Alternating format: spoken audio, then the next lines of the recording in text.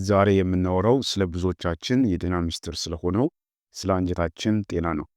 አንጀታችን ውስጥ ለረጅም ጊዜ የተከማቸ ቆሻሻ ለድካም፣ ለቆዳ መበላሸት፣ ለራስ ምታት እናም ደግሞ ለከባድ የሆድ መነፋት መንስኤ ሊሆን ይችላል። ዛሬ አንጀታችንን ጠራርገው የሚያጸዱና የሰውነትን መርዛማ ነገሮች የሚያስወግዱ 7 ተፈጥሯዊ መጠጦችን አሳያችኋለሁ። በተለይ ቁጥር 1 ላይ የምናየው መጠጥ ውጤቱ ያስገርማችኋል። እኔ ዶክተር አማኑኤል ነኝ። እስከ ቪዲዮ ፍጻሜ አብራችሁን ቆዩ። ቪዲዮውን ላይክ በማድረግ ጀምሩት። መልካም ቆይታ ይሆንላችሁ። ሰባተኛውና በቅድሚያ የምናየው የሎሚና የቺያ ዘር የፋይበር ማጽጃ ነው። የቺያ ዘሮች በውሃ ውስጥ ሲዘፈቁ መጠናቸው በ10 እጥፍ ያብጣል።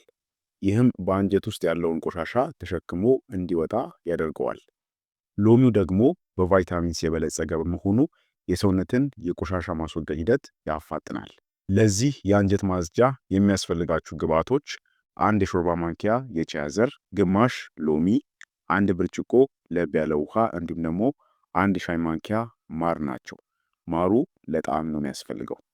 ከዛ በኋላ መጀመሪያ ቺያውን ውሃ ውስጥ ጨምራችሁ ለ15 ወይም ደግሞ 20 ደቂቃ ያክል ትተውታላችሁ።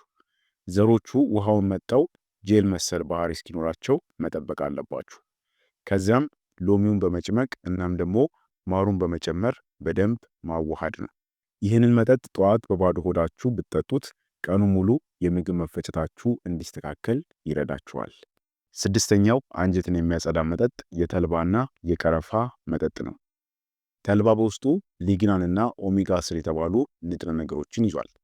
እነዚህም ንጥረ ነገሮች አንጀት እንዳይቆጣ ወይም ደግሞ ኢንፍላሜሽን እንዳይፈጠር ይከላከላሉ። ቀረፋ ደግሞ በሰውነታችን ውስጥ ያለውን የኢንሱሊን መጠን በማመጣጠን ስኳር እንዳይበዛ ይረዳል። ለዚህ አንጀት ማጽጃ የሚያስፈልጋችሁ ግብዓቶች ደግሞ 1 ሻይ ማንኪያ በደንብ የተፈጨ ተልባ። ተልባው ካልተፈጨ አንጀት ውስጥ ሳይፈጭ ሊወጣ ስለሚችል መፈጨት አለበት። ግማሽ የሻይ ማንኪያ የቀረፋ ዱቄት ያስፈልጋችኋል። ሌላው ደግሞ 1 ብርጭቆ ሙቅ ውሃ ነው። ከዛ የምታደርጉት በሙቅ ውሃ ውስጥ ተልባውንና ቀረፋውን ጨምራችሁ ለ5 ደቂቃ ያክል ትተውታላችሁ። ተልባው ውሃውን ሲያወፍረው መጠጣት ይቻላል ወይም ደግሞ መጠጣት ትችላላችሁ። አጠቃቀሙ ይሄን መጠጥ ከመተኛታችሁ በፊት ቢወሰድ ሌሊቱ ሙሉ አንጀታችሁ እንዲረጋጋና ጠዋት ላይ ደግሞ በቀላሉ ቆሻሻ እንዲወጣ ያደርጋል። አምስተኛ የእሬትና እንዲሁም ደግሞ የኪያር መጠጥ። እሬት ለቆዳ ብቻ ሳይሆን ለውስጥ አካልም ፈዋሽ ነው። በአንጀት ውስጥ ያሉ ቁስለቶችንና እንዲሁም ደግሞ መቆጣቶችን ያክማል። ኪያር ደግሞ 95% ውሃ ስለሆነ አንጀታችን እንዳይደርቅና ሰገራም እንዲለሰልስ ትልቅ ሚና ይጫወታል። የሚያስፈልጓችሁ ግብዓቶች ሩብ ኩባያ የእሬት ጄል፣ ለስላሳው ክፍል ብቻ ነው መሆን ያለበት። ታዲያ የእሬት ጄል ሲባል ለምግብ የሚውለው ማለታችን ነው። ሌላው ግማሽ ኪያር፣ ግማሽ ሎሚ እንዲሁም ደግሞ 1 ኩባያ ቀዝቃዛ ውሃ ያስፈልጋችኋል። ከዛ እንዴት ነው የምታዘጋጁት? ኪያሩንና እሬቱን ከውሃው ጋር በመፍጫ ውስጥ ትጨምሩታላችሁ።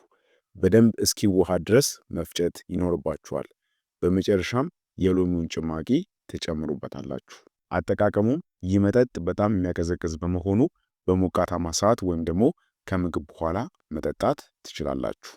አራተኛው አንጀትን የሚያጠብና የሚያጸዳ መጠጥ የአፕል ሳይደር ቪኔጋር ዲቶክስ ነው። አፕል ሳይደር ቪኔጋር አሴቲክ አሲድ ስላለው በሆድ ውስጥ ያሉ ጎጂ ባክቴሪያዎችን ይገላል። በተጨማሪም የሆድ መነፋትን በአጭር ጊዜ ውስጥም ያስታግሳል። የሚያስፈልጋችሁ ግብዓቶች ይህንን የአንጀት ማጽጃ ለማዘጋጀት 1 የሾርባ ማንኪያ ያልተጣራ አፕል ሳይደር ቪኔጋር ያስፈልጋችኋል። 1 ብርጭቆ ለብ ያለ ውሃ ያስፈልጋችኋል። እንዲሁም ደግሞ 1 ጭብጥ የቃሪያ ዱቄት ያስፈልጋችኋል። ነገር ግን ይህ እንደ አማራጭ መሆን ይችላል። ከዛም ቪኔጋሩን ውሃ ውስጥ ጨምራችሁ ማዋሃድ ነው። የቃሪያ ዱቄቱ የደም ዝውውርን ስለሚያፋጥን ብትጨምሩት ይመከራል። አጠቃቀሙም ይሄ መጠጥ ጠንካራ ስለሆነ በስትሮ ብትጠጡት ለጥርሳችሁ የተሻለ ነው። በቀንም 1 ጊዜ ብቻ መውሰድ ይኖርባችኋል። ሶስተኛ የዝንጅብልና የነጭ ሽንኩርት አንጀት ማጽጃ ነው ወይም ደግሞ ዲቶክስ። ነጭ ሽንኩርት ተፈጥሯዊ አንቲባዮቲክ ነው። ዝንጅብል ደግሞ የምግብ መፈጨት ትራክት ጡንቻዎች እንዲዝናኑና ምግብም በፍጥነት እንዲጓጓዝ ያደርጋል። ይህም ሆድ ጋዝ ላስቸገረው ሰው ተመራጭ ነው። ታዲያ የሚያስፈልጋችሁ ግብዓቶች 1 ትንሽ የተፈጨ ነጭ ሽንኩርት ወይም ደግሞ የደቀቀ ነጭ ሽንኩርት፣ ግማሽ የሻይ ማንኪያ የተፈጨ ትኩስ ዝንጅብል እንዲሁም ደግሞ 1 ብርጭቆ የፈላ ውሃና ግማሽ ሎሚ ናቸው። አዘገጃጀቱም እንዴት ነው? ዝንጅብሉንና ነጭ ሽንኩርቱን በፈላ ውሃ ውስጥ ለ10 ደቂቃ ያክል ዘፍዝፋችሁ ታቆዩታላችሁ። ንጥረ ነገሮቹ ወደ ውሃው ሲገቡ አጥልላችሁ ሎሚውን በመጨመር መጠጣት ነው። አጠቃቀሙም ከመተኛታችሁ በፊት ለብ አድርጋችሁ ብትጠጡት ይመከራል። ሁለተኛ የፕሩንና እንዲሁም ደግሞ የቅርንፉድ ዲቶክስ። ፕሩን ማለት የደረቀ የፕሪም ፍሬዎች ማለት ነው። ፕሩን ሶርቢቶል የተባለ ተፈጥሯዊ ንጥረ ነገር አለው። ይህም ንጥረ ነገር ውሃን ወደ አንጀት በመሳብ የሆድ ድርቀትን ወዲያውኑ ይፈታል። ቅርንፉድ ደግሞ አንጀትን ከጀርም ያጸዳል። የሚያስፈልጋችሁም ግብአቶች 5 የሚሆኑ የደረቁ ፕሩኖች። ፕሩን ማለት ቅድም እንዳልኳችሁ የደረቀ ፕሪም ማለት ነው። ሌላው 2 ወይም ደግሞ 3 ሙሉ ቅርንፉድ ያስፈልጋችኋል። እንዲሁም ደግሞ 1 ብርጭቆ ሙቅ ውሃ ያስፈልጋችኋል። ፕሩኑንና እንዲሁም ደግሞ ቅርንፉዱን በውሃ ውስጥ ዘፍዝፋችሁት ሌሊቱን ሙሉ መተው ይኖርባችኋል። ከዛ ጠዋት ፍሬዎቹ ውሃውን መጠው ይለሰልሳሉ።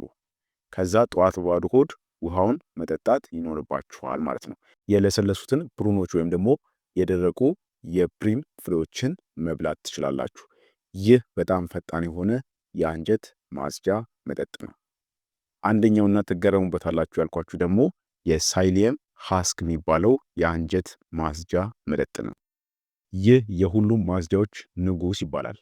ሳይሊየም ሃስክ በአንጀት ውስጥ እንደ ሰፍነግ ወይም ደግሞ እንደ ስፖንጅ ሆኖ በግድግዳው ላይ የተጣበቁ የሰነበቱ ወይም ደግሞ የቆዩ ቆሻሻዎችን፣ ስብንና ኮሌስትሮልን ጠራርጎ ያወጣል።